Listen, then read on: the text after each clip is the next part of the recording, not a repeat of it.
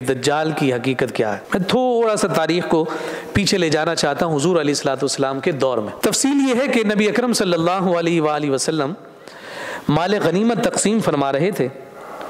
اور یہ ذوالخویسرہ نے کہا یا رسول اللہ صلی اللہ علیہ وسلم عدل کیجئے، یعنی جو مخلوق میں سب سے بڑا عادل ہے، جو عادل اعظم ہے مخلوقات میں، ان سے یہ ذوالخویسرہ کہہ رہا ہے کہ اللہ کے رسول عدل کیجئے۔ تو آقا کائنات صلی اللہ علیہ وسلم نے ارشاد فرمایا کہ تجھے خرابی ہو،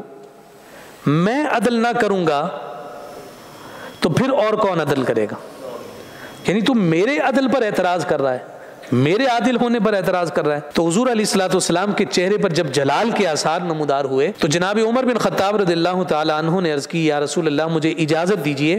کہ میں اس منافق کی گردن مار دوں، یعنی اس کا سر تن سے جدا کر دوں۔ تو آقا کائنات صلی اللہ علیہ وسلم نے فرمایا کہ اسے چھوڑ دو، اس کے اور بھی ہمراہی ہیں،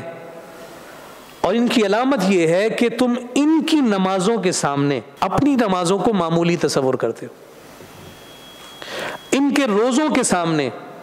تمہیں اپنے روزے بڑے حقیر سے نظر آتے ہیں، اور فرمایا کہ وہ قرآن تو پڑھیں گے لیکن وہ قرآن ان کے گلوں سے نیچے نہ اترے گا، اور وہ دین سے ایسے نکل جائیں گے جیسے تیر کمان سے نکل جاتا۔ اس کی گستاخیاں مزید بڑھتی رہیں، اور امت مسلمہ میں اس خوارج کے بانی کی جانب سے جو بیج بویا گیا اس کا سب سے بڑا نقصان حضرت سیدنا علی المرتضیٰ شیر خدا رضی اللہ تعالیٰ عنہ کے دور میں واضح ہوا۔ یعنی حضور نے جو فرمایا تھا کہ ان کو اپنے تقویٰ پر زوم ہے، اور وہ زوم ایسا بھی نہیں ہوگا کہ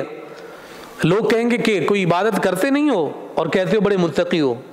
حضور صحابہ سے فرما رہے ہیں، ہم جیسوں سے نہیں کہ 5 نمازیں پڑھ کے ہم رب پر احسان کیے بیٹھے ہوتے ہیں۔ صحابہ سے حضور فرما رہے ہیں کہ جن کا ایک ایک لمحہ عبادت ہو، ان سے کہہ رہے ہیں۔ تو حضرت علی المرتضیٰ شیر خدا رضی اللہ تعالی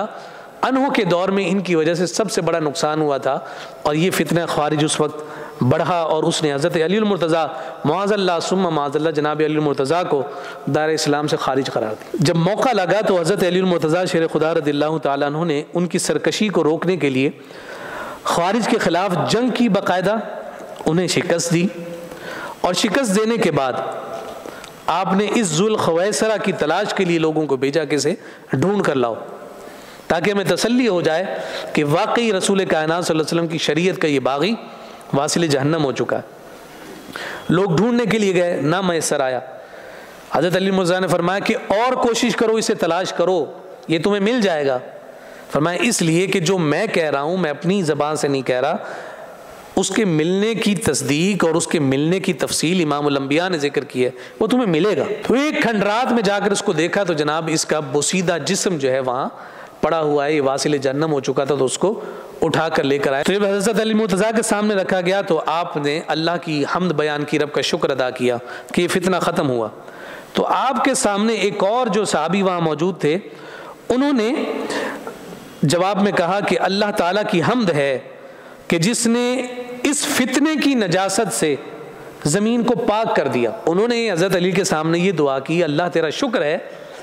کہ جس نے اس فتنے سے، خوارج کے فتنے سے اس زمین کو پاک کر دیا ہے۔ اس پر حضرت علی مرتضیٰ رضی اللہ تعالیٰ عنہ نے انہیں ٹوکا اور فرمایا کہ تم کیا سمجھتے ہو کہ یہ لوگ ختم ہو گئے؟ اور آگے فرمایا کہ ہرگز نہیں، ان میں سے کچھ ماں کے پیٹ میں ہیں، کچھ باپ کے رحموں میں ہیں، جب ان میں سے ایک گروہ ہلاک ہوگا تو دوسرا سر اٹھائے گا، اور فرمایا یہاں تک کہ ان کا آخری گروہ دجال کے قافلے کا مسافر ہوگا۔ اس کا مطلب یہ ہوا کہ یہ فتن کا سلسلہ کوئی موقع ایسا نہیں ہے کہ یہ امت ان فتنوں سے محفوظ رہی ہو، فتنوں کے انداز اور رنگ ہمیشہ مختلف رہے۔ اور ساتھ یہ ذکر فرمایا کہ یہ جو دجال کا فتنہ ہے یہ مومن پر سب سے بڑا فتنہ ہوگا، کیونکہ اس کی پہچان اور اس کی شناخت مومن کے لیے انتہائی مشکل اور دشوار ہوگی۔ صرف وہی پہچان سکے گا جس پر سرکار کا لطف ہوگا، اور آقا کائنات صلی اللہ علیہ وسلم کے دیے ہوئے انداز کے مطابق اس دجال کے لیے وہ اپنی تیاری کر رہا ہوگا۔